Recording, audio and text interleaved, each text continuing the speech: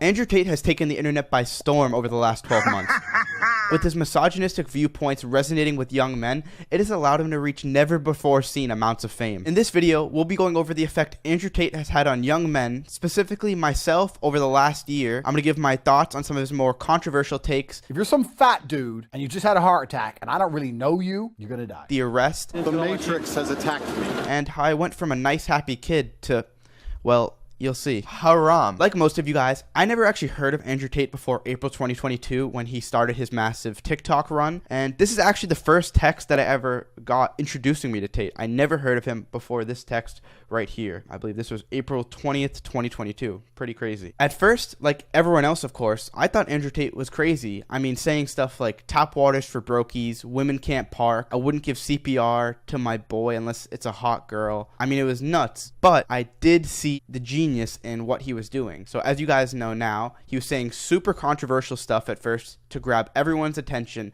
and make it so that anytime his video popped up on your feed in the future, you'd want to sit there and watch the whole thing to see what he had to say. And then slowly, as he gathered more people's attention, he transitioned his message from the crazy stuff to more logical things so that people would start to resonate with him more. And he would actually gain, you know, some more loyal followers. Right when hearing about Tate, like I said, this was about April 2022. This was just after I was starting the exit of a previous business that I was in. Late 2021 to early 2022, it was my freshman year of college, and I was actually able to find lots of success in business. I started a company which we generated $5 million in crypto-related ventures. So how does it go from TikTok to $2.5 million?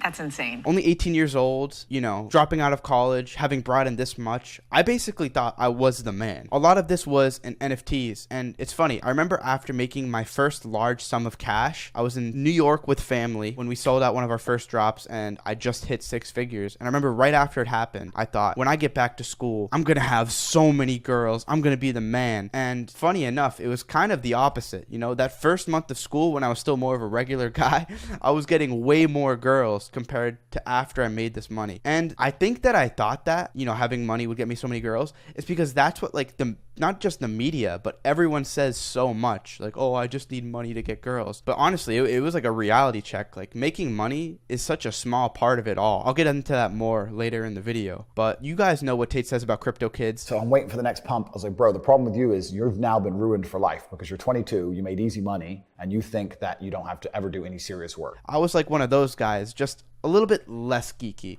You know, I didn't just catch a random crypto pump and make tens of millions of dollars. I was actually running a company, so I had to put some more brain into it. So like I said, still April 2022. At the time his video started popping up, I was still talking to this girl down in Miami. This was probably the most serious that I've ever talked to a girl. We were really close to dating. However, I messed it up with her in so many different ways. Some of the things I did was we spent way too much time together right off the bat. I mean, like right off the bat, it was like 4-hour dinners, just talking nonstop. I seemed too desperate to hang out with her, so I would ask like multiple times. If she said no, I would be like, oh, come on, come on. I didn't leave any sense of mystery in what I do. Like I said, I remember I was in Web3 at the time. And I remember this one time, I was literally explaining to her what NFTs are. You could just take a screenshot. Bruh. I could go print a picture of the Mona Lisa, throw it on.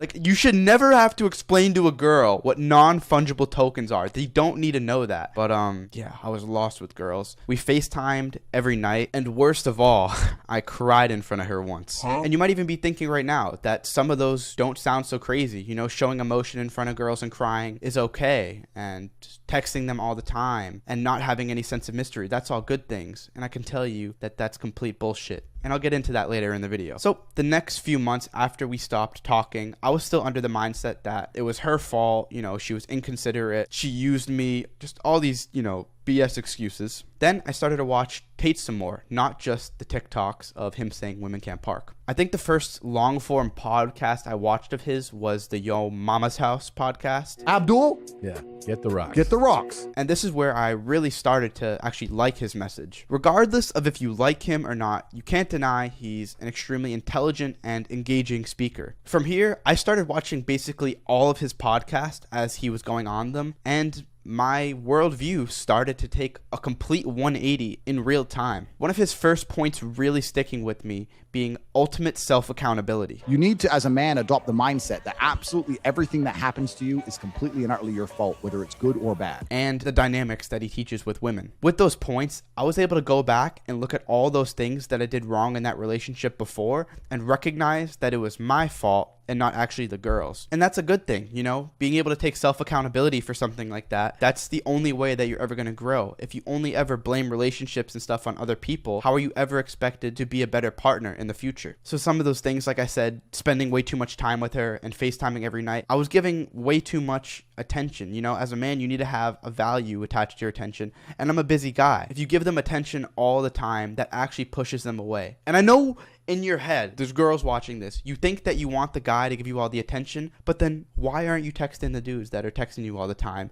And when you're in bed, you're dreaming of the guy that's ignoring you. And then lastly, like I said, keeping some mystery in what you do. I don't even have to explain this. I mean, you should never be explaining what NFTs are to a girl. That's the last thing that you should be talking about. Of all the things in the English language that you could be saying, that is not this is not what you should be saying on a date. So, you know, a lot of you guys have grown up in the US as well as me, and as you all know, depression is talked about greatly, especially from a young age. From the time we're little, we're taught about people becoming depressed and sadly killing themselves. Personally, I've never been depressed like others explain depression to be. However, depression does run in my family, so my parents have always been very worried about me if depression was ever going to come and strike me. This leads to arguably Tate's most controversial point: depression isn't real. Specifically, his analogy where he said, Take two men. One believes in ghosts, one doesn't. There's a loud noise in the night. The one who believes in ghosts wakes up and is paranoid, is afraid. The one who doesn't believe in ghosts goes back to sleep. It is the belief in the ghost which punishes him, not the ghost itself. If you do not believe in depression, you can never be depressed. Like I said though, I've never thought I was depressed, meaning a chemical imbalance in my brain, but I've felt depressed before, just like every other human has. The most depressed probably that I've ever been was when I was worth the most money that I've ever been, but it was while my entire company was collapsing and I was having feuds with the other founders. So when anyone would have looked at me and thought that I was on top of the world because I had this big company, and it looked like it was, you know, going great, behind the scenes it was actually going to shit. And, you know, having my whole brand attached to it and all my passion in it for the last 6 months, to see it go to shit, I was genuinely I felt depressed. Back to his point though, ultimate self-accountability is tied to this take of depression not being real. You see, what the mass media machine does is it constantly victimizes people because it knows it sets mental caps on what they can achieve. Have you ever noticed how if you're at the gym and you're going to do 10 reps of a workout, on that 10th rep,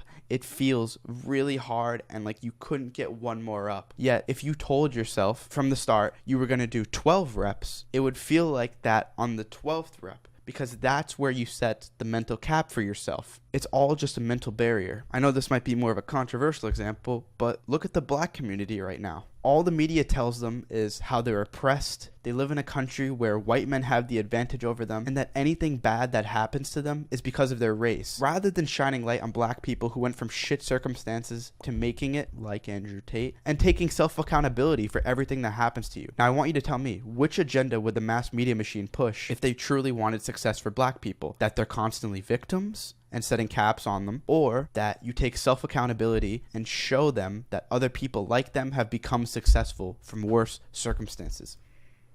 I don't know. I want to tell a quick story too regarding mental caps and belief. So right now I live in Florida, and about a month ago I had a trip to Tulum, Mexico. So my sleep schedule at the time was completely fucked. I was going to sleep at like 5 a.m. and I had a 9 a.m. flight. So I decided I was just going to stay up through the night, drive to the airport, be tired, and sleep on the plane. But my dumbass thought Tulum was on the west coast, so that I had a 5-hour flight and I was going back 3 hours. So I get to the airport, I'm half asleep. The second I get on the plane, I pass out. I wasn't awake for 1 second while the plane was in the air. I woke up as we landed. So I wake up, I look at the time, it's 2 hours later. I'm like, damn, I got my 5.5 hours of sleep. I am good. I feel great. So I go to the resort, meet up with all the guys, and it's not till nearly that night where I realized that I was running on an hour and a half of sleep the whole day. Now, I can guarantee you that if I knew Tulum was Eastern time, and I knew I was only getting an hour and a half, that when I landed, I would have still felt more tired. When I got to the resort, I would have been like,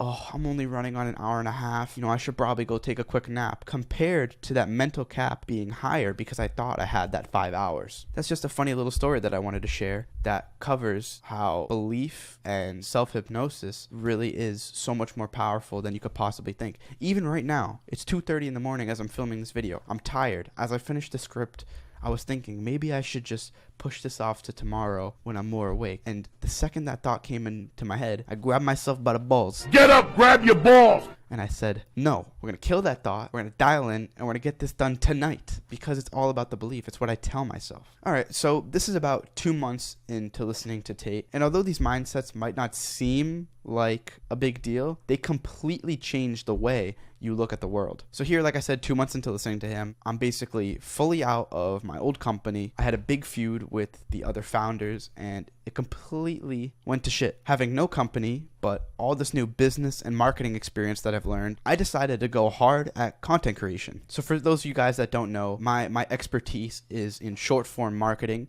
so TikTok, Reels, and Shorts. And I knew that with this new content creation journey, I wanted to go viral as quickly as possible. So I knew that I had to find something where I could combine these short form marketing skills and a topic that would get me to go as viral as quickly as possible. So I thought of the Mom Reacts to Tate videos. This was when Andrew Tate was near his peak of trendiness. It was, I think, mid-July, and nobody else has done a Mom Reacts yet. So I basically knew that from this first YouTube video I'm posting that it would go extremely viral. Within a week, it was at over 100,000 views, which is unheard of for a new YouTuber, but it's what I do. It's pretty cool, actually, because these last 7 months since starting YouTube have been the most rapid personal growth that I've ever experienced. So if you go back to the first videos compared to now, you can clearly see how much more educated I sound, how much more articulate I am with conveying my points, and how much more handsome I am, of course. And the thing is, I hope to look at my current self in 6 months and think the same thing, because I'm constantly seeking for self-improvement. So starting YouTube, I liked some of Tate's messages, but I still didn't know how to feel on some of his takes with women. You know, men can cheat, women can't cheat. A man can be head over heels in love with you, ready to take a bullet for you,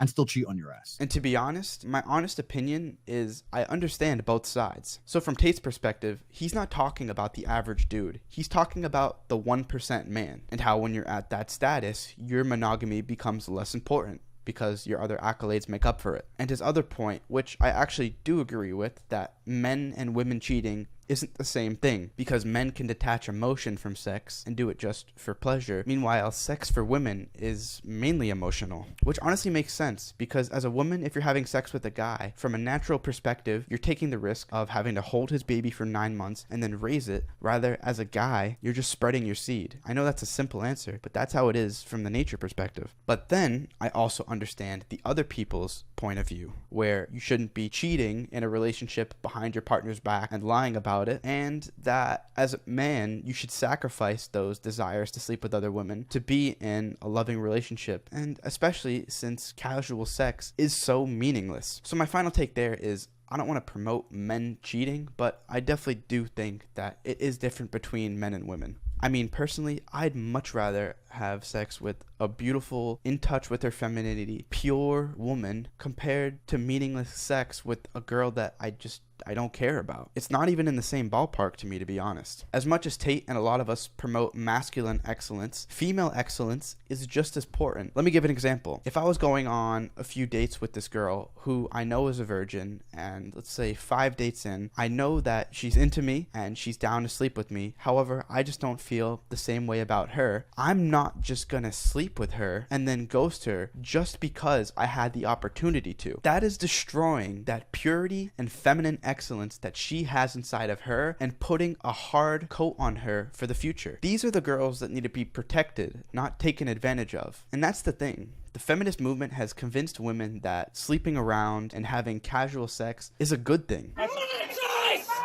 My choice! But it's actually the opposite. Since sex is so accessible to women, the empowering thing would be to tell women that only the man who loves, protects, and provides for you would be able to get access to that very sacred part of your body, not just Joe Schmo. Plus, the more women have casual sex, it makes them less likely to be loyal in future relationships, it masculinizes them, and they're more likely to be depressed in the future, which is sad, but it's true. I don't even want to be sleeping around with a bunch of random girls, to be honest. I was out the other night with some girls in Florida, and the one that I was talking to was on antidepressants, she vaped, on birth control, victim mindset. Every single guy that she's previously talked to, it was his fault. I mean, that shit is just repulsive to me. Even though I could have done stuff with her, and I know that she was down, I didn't even pursue it just because it's just not interesting. I want genuine feminine energy around me because true feminine energy is extremely powerful and it combines with masculine energy very well. Another thing is these women that are always talking about equality and double standards, which is just completely garbage. I mean, where's the equality with me getting sent to war because I'm a man if shit hits the fan in this country, where if you accuse me of rape, I have hundreds of thousands of dollars in legal fees and I have to protect my reputation for the rest of my life just for it to come out that you were lying, and then you have no repercussions, where if we're on a sinking ship, your life is more valuable than mine, where if I get you pregnant, I have no say whether on to keep or kill the baby, but regardless, you can leave me, sleep with another man, and then charge me $2,000 a month in support. I mean, where's the equality there? It's fucking garbage. But you know, I'm sure Lasan and L3L3 will find a way to disagree with me. This guy's been breastfed till he was 14 and he's 15 now and he's acting brand new. You know what I mean? Even though I feel like I'm a pretty reasonable guy, you know? Like I analyze both sides and I try to find the most logical takes. The funny thing too is women are obsessed with men like the Tates, but they just don't admit it because they can't get a guy like that. This is why movies like 365, which fuck bro, that was horrible. I watched it with girls and it was terrible, or 50 Shades of Grey are so popular because women naturally like to be submissive and to be dominated. They like the big G's, the top men. So what they do when they can't get one is they turn into men-hating feminists. United States of America. And call you toxically masculine for getting those attributes, which they naturally want. So honestly, with all of these new points instilled into my head, it has only changed my experience with girls in a good way. I'm not thirsty. I don't chase girls. I would never, not like I ever did this, force a woman to do anything she doesn't want to do, whether it's sexually or come back to the house. Come with me. If she says no, that's perfectly fine. Remember, you're not fucking psycho. It's all fine. Do whatever you want. I don't care. I'm myself. I'm a gentleman. I have a value attached to my attention. I do my own thing. And now that I've put this focus onto myself, I'm actually getting about a DM a day from different girls, which is a total first. Never had this before. It's kind of cool. And I'm not saying that as a brag, because that's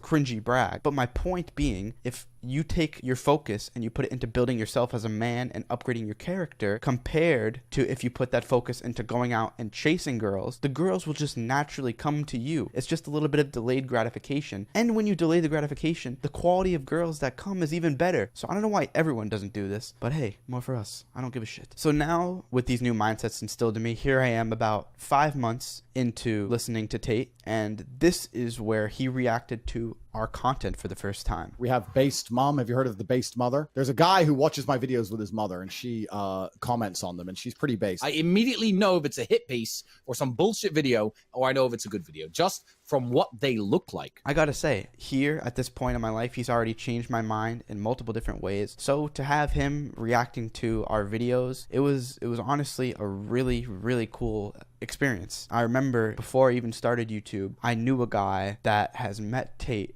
and I thought that was so cool. So then to a few months later, having Tate react to my videos and even get in contact with him, pretty awesome, you know? It's what happens when you constantly make the right moves and try to level yourself up, you know? Make that new connection, join this group. Gets you closer to where you want to be. Off the women topic, another big point of Tate's is you're the sum of the 5 people you spend the most time with. The 5 people you spend the most time with, that's what you're going to end up like. In turn, your brain is dictated by the content that you consume. So, with that knowledge, why would we not only surround ourselves with people we're trying to be like or build ourselves with and taking in useful content that benefits us? I mean, this is something we all know. This isn't something Tate invented. We've all heard this before. I remember even at the start of my entrepreneurial journey, all of my college friends still wanted to keep going out, drinking, partying, doing that dumb shit, which I had fun for a month of, but it gets old pretty quick because it doesn't actually take you anywhere in life. So to find those connections that I wanted to start business with and really level up, I had to do it online. So honestly, one of my best pieces of advice for you guys who feel stuck and you're surrounded by loser friends is to find a good network online.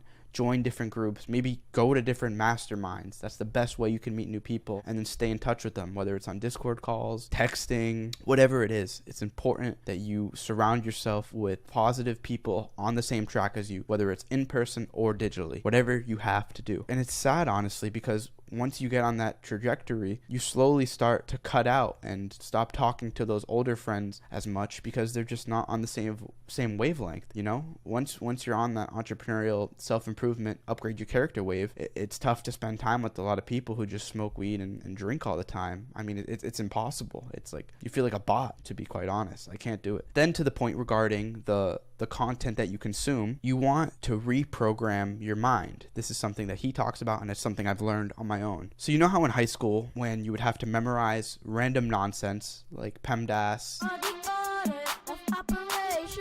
we learn it so we pass the 5th grade, yo. the capital of every single state, all this BS. Well, I have been retraining my brain in the same way, but just with useful knowledge. So now when I'm walking my dog, or when I have my headphones in, or have something playing in the background, rather than it being some garbage video that doesn't teach me anything, I switched it to educational speakers. I turn on a podcast of people that I aspire to be like. When I do listen to music, I'm aware of the type of music that I'm listening to, so that garbage doesn't seep into my subconscious. So if you look up to Tate, for example, and you want to have that type of lifestyle, I would recommend listening to a lot of his podcasts. That way it's almost like you're surrounding yourself with him and you're adopting that healthy mindset. Let's think about this for a second. Imagine you only listened to what the media told you to do. It's truly the sheep's way. Study hard, go to college, and get in debt for a practically useless degree. Save your money, which they print more of every single year, and it becomes more useless. If you're depressed, it's probably because of a chemical imbalance, so you should take pills to help cure it. Get every single jab that they tell you for every single disease, regardless of if it affects your health or not, if you got it. During the scamdemic, gyms are closed, but liquor stores are open as necessities. If you're a 10-year-old who can't focus in school and sit in a classroom for 8 hours a day, you should take focus medication because there's something wrong with you. As a man, it's not important to be strong, and you should be in touch with your emotions. Kids can decide if they feel like they want to be the other gender. I mean,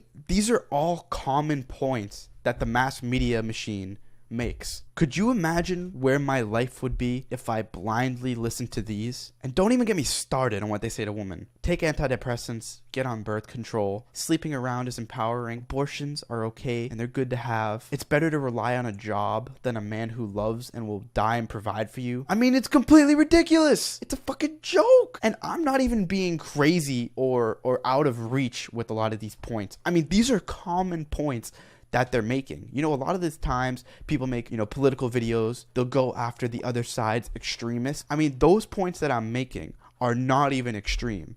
That's just common of what they tell you to do, which is insane. Enough of that shit. I know I said this before, but this take is my favorite of Tate's and probably the most life-changing. Analyze the chessboard and make the best move possible regardless of your position or what you feel like. It's very rare that you look at the chessboard and go, the best thing I can do right now is jerk off. I mean, this has completely changed the way that I look at business and basically everything. I mean, I've been in points of business where it seems like everything is completely falling apart and I'm fucked. But if you look at life like a chessboard where you can analyze every potential move you could make, everything you do is a potential chess move. So you see the business going to shit. All you have to do is analyze where stuff is going to shit and then what pieces you have to move, what things you have to do to fix those problems. And at the end of the day, 99.9% of the time, there's a fix to those problems and there's something you can do about it. It's just most people have the helpless mindset, so they let it all collapse in front of them. Even with any business of mine, if it's going well, that's how I look at it. I think, okay, conversion rates are at 4%. How could we get this up to 4.5? It's like you analyze everything, and this is what makes business so fun. Because it's the biggest chessboard in the world, and there's unlimited moves you can make. It's crazy. It's crazy. And then having a word of iron is another one of Tate's best messages, where if you say something, it becomes true. You gotta start saying shit, and your word has to be iron. And I don't mean this in just like some kind of manifestation way where I say I'm going to be a millionaire, where yeah, that stuff is great. But I mean where if you say something that you're going to do it, you saying it, it's already done. So if I say I'm going to do 100 push-ups, because I say it, it's like I've already did it because I'm going to do them. Now, our generation is absolutely horrible about sticking to our word. I mean, realistically, people's word means genuinely nothing nowadays. Whether it's friends, business, I mean, I remember there's been times where I'm visiting a friend at college and we're like, oh, well, what are we going to do tonight? And my friend's like, oh, we'll get some girls over, bro, and we'll just hang out. I'm like, okay. And then that night, he's just like, oh, yeah, I like texted a few and they didn't respond. And something even little like that. But it's like, bro, like you just say stuff to say stuff. And so many people do this where they just say stuff without it having any substance. So when you start saying stuff without it actually meaning anything, your word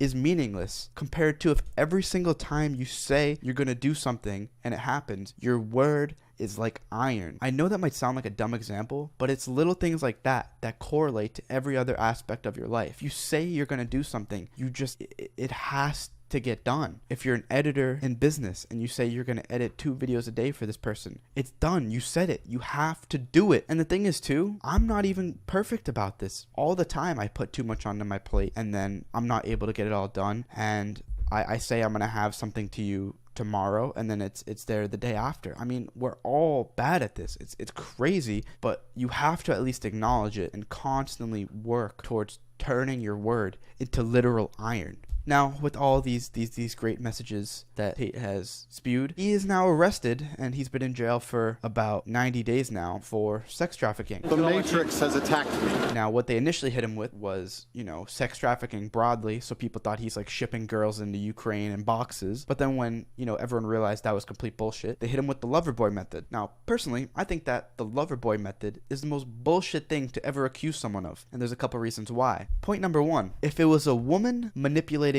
a man into doing something, there would be no outrage at all. In fact, the media would celebrate it because that's empowering for women. Number 2, you guys are all about women's independence and stuff, so you're going to sit here and tell me that women aren't competent enough to make their own decisions? That a man could just make them fall in love and then do stuff to them? I mean, it's absolutely ridiculous, especially when Tate is paying the girls out a salary. Like, we're really supposed to believe the human trafficking allegations against Tate when the people on Epstein's list are still out roaming the streets and there's celebrities like Cardi B who have admitted to drugging and robbing men and they're given McDonald's partnerships. So then you're going to take those people who are actual traffickers and should be in jail compared to someone who made girls fall in love with him to do work and then still paid them, and that guy should go to jail? What?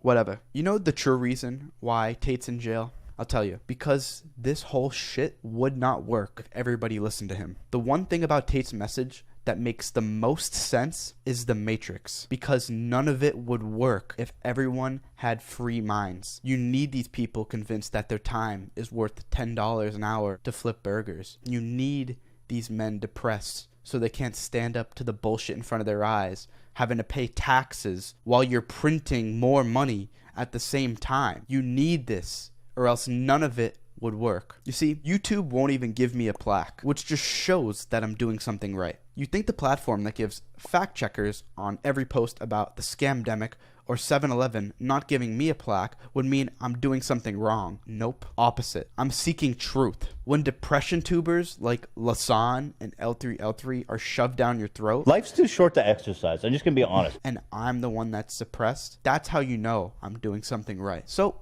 overall, I went from crying over a girl and losing my company to building a completely new mindset to the point where I feel like a different human being, multiplying my income, become a stronger person, inspired thousands, created a massive network, and it's thanks to these messages that Tate has instilled inside of me. It's funny, I don't even think I've ever said this in a video before, but me and Tate were actually supposed to do a podcast in January in Dubai, and one thing that I can tell you for a fact is that podcast is still going to happen right when he is out of prison. Unfortunately, I had to make this video a fake hit piece so that the YouTube algorithm would actually push it to people, but if you made it this far, hopefully you took something out of it and you realized why we actually follow him, not just because he said women can't park. Make sure to follow me on Instagram @sunnyfaz. Follow my Twitter @thesunnyfaz. Let me know what you thought of this kind of video where I'm just talking to the camera and giving my thoughts. Free Top G. I love you all. I'll see you later.